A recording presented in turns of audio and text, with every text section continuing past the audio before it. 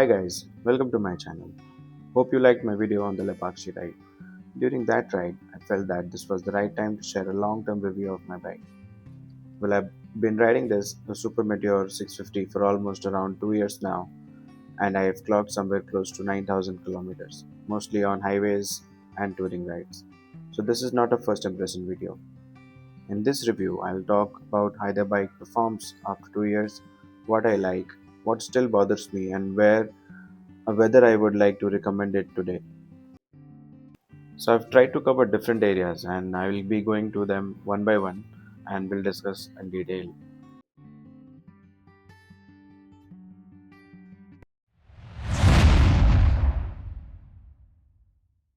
First area that I'm covering today is ownership context, setting the baseline. Well, I've covered close to 9,000 kilometers on the bike so far, and my riding is around 20% city and 80% highways. So most of my experience is based on long distance rides rather than daily commuting. And talking about pillion, most of my highway rides have been solo, but I have done couple of long highway rides with my wife as a pillion as well.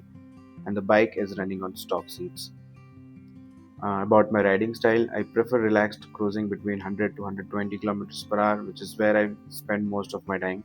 Occasionally on open straight roads with good visibility, I do push the bike to 140 to 150, but that is not my regular riding style. I've added a few accessories to the bike, but I'll be covering those in a separate dedicated video, so I won't go into details here.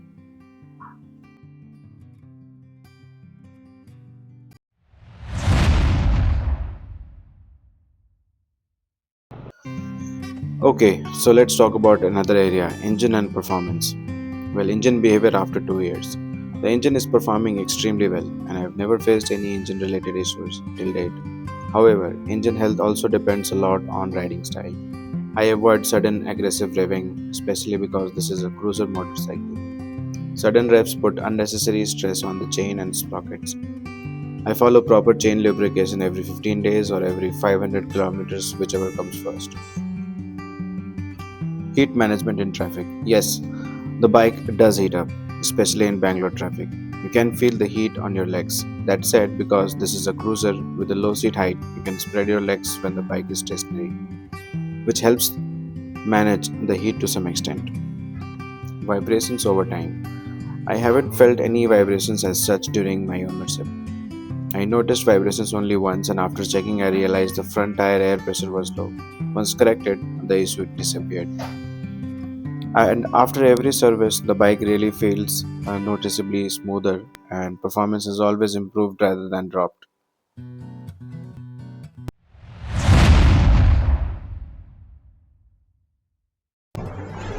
About gearbox and clutch. Gear shifts are generally smooth, but on rare occasions in traffic, when shifting down from first to second, it can get stuck. But this happens very rarely. About false neutrals, these occur roughly around 1 out of 20 times, but mostly during bumper to bumper traffic. The clutch is slightly on the heavier side. However, if you're wearing riding gloves, feels much more manageable compared to riding barehanded. So far, I haven't needed any cable replacement or adjustments.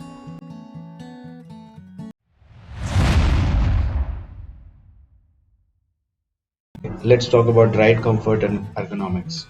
Seat comfort on long rides. Well, I usually ride 100-kilometer stretches without brakes and I don't feel much strain. The seat is actually quite stiff and combined with the stiff suspension, it works well for longer highway rides. Now, talking about lower back, tailbone, and wrist comfort, since this is the standard seat and not the touring version, I have felt a little bit of tailbone pain on some rides. From what I've heard, the touring seat or the gel pads can significantly reduce this issue. Handlebar reach. Well, I am 5'9" and on longer rides, I feel the handlebar could have been slightly closer or higher. Because of this, I'm planning to install a handlebar raiser. Talking about pillion comfort is good only if you have a backrest, like I do.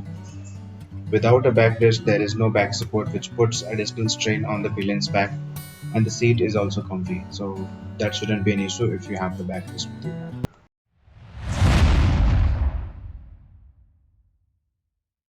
Suspension and handling. Performance on bad roads. Well, this is a heavy bike with stiff suspension, and if you don't slow down on bad roads, it can cause some bad issues. Suspension adjustments can help slightly, but the stiffness remains. In the city, speed breakers and potholes are felt very clearly. On highways, when bad patches appear, you must remember that this is a cruiser and not an ADV. Speed breaker clearance. On highways, speed breakers are usually broader and easier to manage, but in the city, however, you need to be more cautious. Stability at high speed versus city maneuvering. At high speeds, the bike feels extremely stable. Thanks to its lower center of gravity, I have never lacked confidence while touring. In city traffic, maneuvering is more challenging due to the bike's size and weight, especially in narrow gaps. With time, you adapt, but the bike will never behave like a scooty in traffic. This bike has a large turning radius, and taking U turns sometimes feels like turning a car.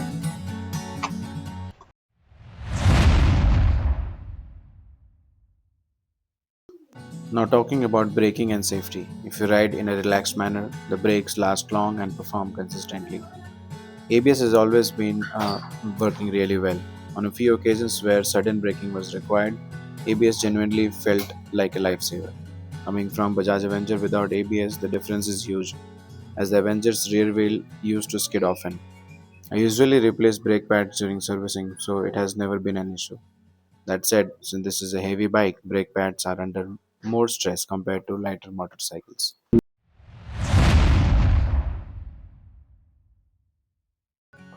Build quality and finish.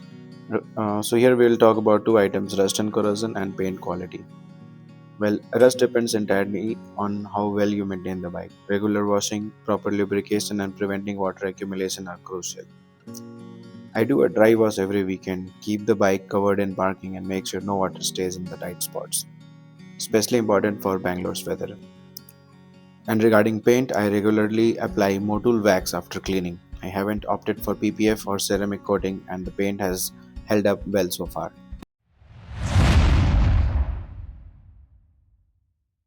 Now let's talk about maintenance, service, and reliability.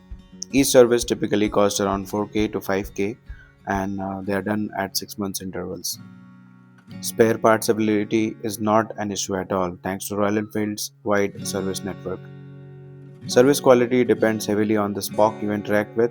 A good spoke who listens carefully can give you a great experience, while an oversmart or rust one can completely ruin it.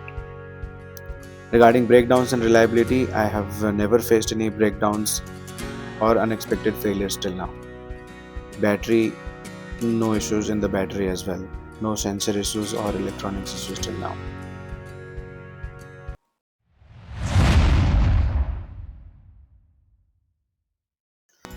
Well, let's talk about fuel efficiency and running cost. In city conditions, I get around 15 to 18 km per liter, and my office is around 10 kilometers from my place. And since I work in hybrid mode, so this helps, and the city usage is also limited. On highways, I get around 25 km per liter or more when cruising at 100, which is where the bike feels more relaxed. Mileage drops at higher speed, by the way. On tires, the bike is still running on the stock tires, but I have only done around 10,000 kilometers, so tire life has not become a concern yet.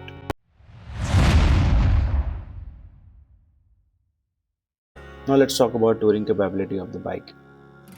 Wind blast management. Initially without a windshield, wind blast above 120 km per hour was intense, forcing me to grip the tank with my thighs. But after installing the windshield, wind blast reduced significantly, but helmet bobbling started.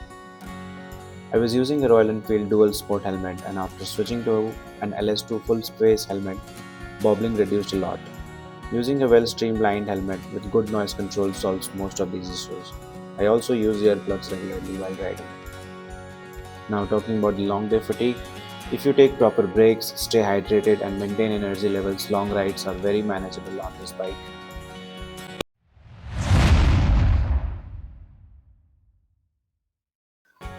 Now, the final verdict. After 2 years, the Super Meteor 650 is an awesome motorcycle for highway riders.